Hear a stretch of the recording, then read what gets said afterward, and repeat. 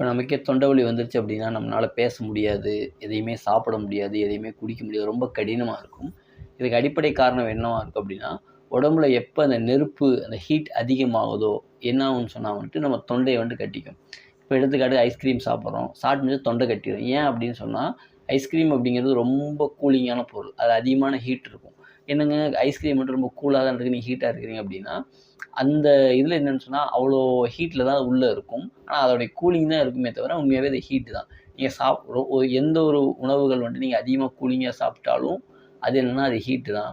அதே மாரி அதிகமா ஹீட்டா சாப்பிட்டாலும் அது ஹீட் தான்.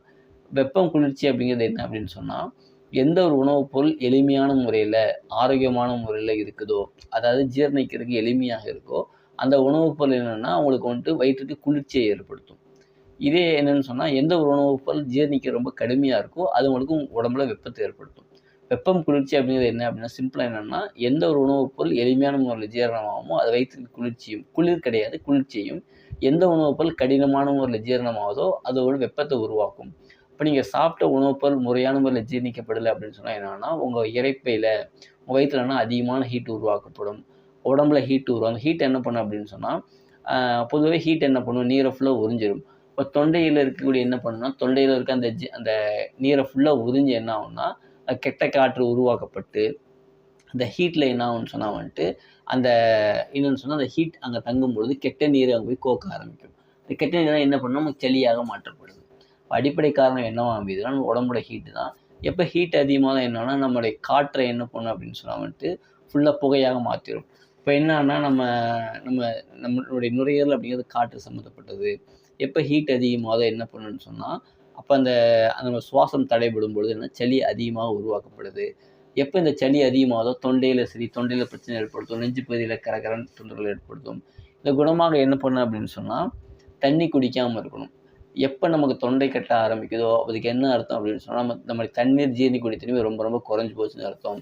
தண்ணியே குடிக்கல அப்படிங்கும்போது சாப்பாடு நிப்பாட்டிடணும். எப்ப இந்த தொண்டை கரகரப்பு சரியாகுதோ, அப்பதான் சாப்பிடணும். அப்ப இதுலருந்து என்ன தெரியுது அப்படின்னு சொன்னா, நம்ம இப்போ எடுத்துக்காட்டு நம்ம காலையில நம்ம தொண்டை கட்டிருச்சு. ஒரு 6 மணி நேரம்லேருந்து 8 மணி நேரங்கள் விட்டு பாருங்களேன். தண்ணியும் குடிக்காம, சாப்பிடாம இருந்தீங்கன்னா என்ன ஆகும்னா, ஃபாஸ்டிங் மாரி இருந்துட்டீங்கன்னா, அந்த தொண்டையில இருக்கக்கூடிய கழிவுகள்லாம் அந்த ஹீட்டு, அந்த கெட்ட ஹீட்டு, அந்த கெட்ட நீர்லாம் வடிய ஆரம்பிக்கும். அதெல்லாம் வடிஞ்சு சுத்தமானதுக்கப்புறம் நல்ல ஒரு தாகம் எடுக்கும், பசி எடுக்கும். அப்ப நீங்க சாப்பிட்டுக்கலாம்.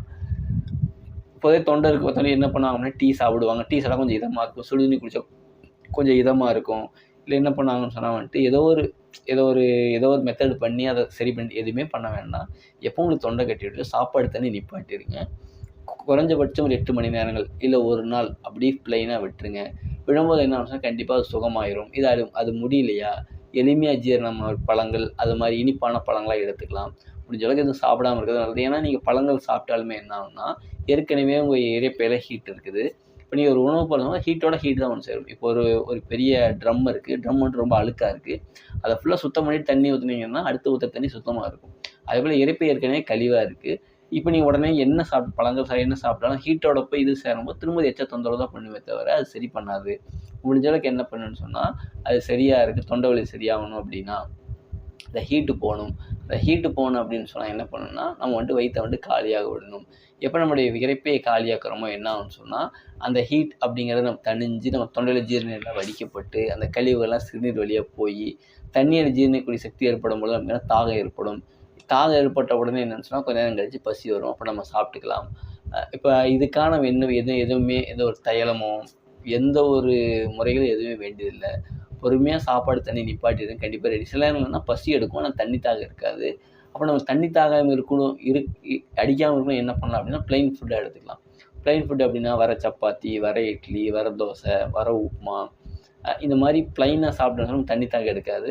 எப்ப நம்ம தண்ணி குடிக்காம இருக்கிறோமோ, அப்ப என்ன ஆகும்னு சொன்னா, அந்த கெட்ட நீர்லாம் அங்கருந்து சரியாக ஆரம்பிக்கும். அப்ப சில நபருக்கு பசி இருந்துச்சுன்னா, இந்த மாரி பிளெயின் ஃபுட்டா எடுத்துக்கலாம். இந்த மாரி எடுத்து பாருங்க. ஒருத்தர் தொண்டை வலியிலிருந்து வெளிய வந்துரலாம். சளி அப்படிங்கிறது போக குணமா ஆரம்பிக்கும். என்ன நினைச்சோம் அப்படின்னா, தொண்டை கட்டி சளி பிடிச்சுச்சு அப்படின்னா, நமக்கு இப்ப தான் சளி பிடிக்க ஆரம்பிச்சுருக்கும். அப்படி இல்ல. சளி ஏற்கனவே பிடிச்சிருச்சு. இப்ப சளி சரியாகுது. இப்போ சளி பிடிக்கல, சளி போகுது. சளி சரியாயிட்டு இருக்கு. சரிங்களா? இத மாரி பண்ணி பாருங்க நல்லாருக்கும்.